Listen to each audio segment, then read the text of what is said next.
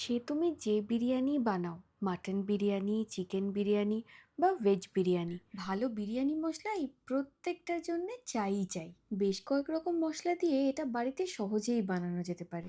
একটা প্যানের মধ্যে 15-20টা মতন এলাচ, 3টে দারচিনির স্টিক, 10-12টা মতন লবঙ্গ, দুটো বড় এলাচ, 2 চামচ সাজিরে, 1 চামচ সামরিচ, একটা ছোট সাইজের জায়ফল, 1 চামচের একটু বেশি জয়িত্রী, 9-10টা মতন কাবাব চিনি, 1-1.5 চামচ গোটা গোলমরিচ, 1 টিস্পুন মতন মৌরি, অল্প একটু নুন দিয়ে লো টু মিডিয়াম ফ্লেমে 3 মিনিটের জন্য নাড়াচাড়া করে নেব। জায়ফলটা কিন্তু একটু থেঁতো করে দিলে এই ড্রাই রোস্টটা বেশি ভালো হবে। 3 মিনিট পর মশলাটা একটু ঠান্ডা করে নিয়ে স্পাইস গ্রাইন্ডারের মধ্যে দিয়ে একদম ফাইন পেস্ট বানিয়ে নিতে হবে।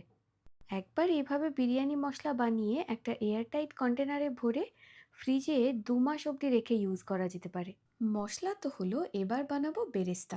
ভালো বেরেস্তা বানানোর জন্য কিন্তু পেঁয়াজটা খুব পাতলা করে কেটে নিতে হবে। আমি একটা অনিয়ন স্লাইসার ইউজ করেছি, তবে তোমরা চাইলে একটু সময় নিয়ে পাতলা করে পেঁয়াজটা কেটে নিতে পারো।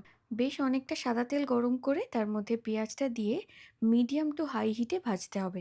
পেঁয়াজের রঙটা বেশ ব্রাউন হয়ে গেলে তুলে নিয়ে একটা টিস্যুর উপরে রাখবো। এতে এক্সট্রা তেলটাও টেনে যাবে, বেশ ক্রিস্পি হয়ে যাবে। তবে শুধুই বিরিয়ানির মশলা আর বেরেস্তা না, খুব শিগগিরই আসছে বাড়িতে বানানো মাটন বিরিয়ানির রেসিপি, যেটা একদম ফাটাফাটি হয়েছিল।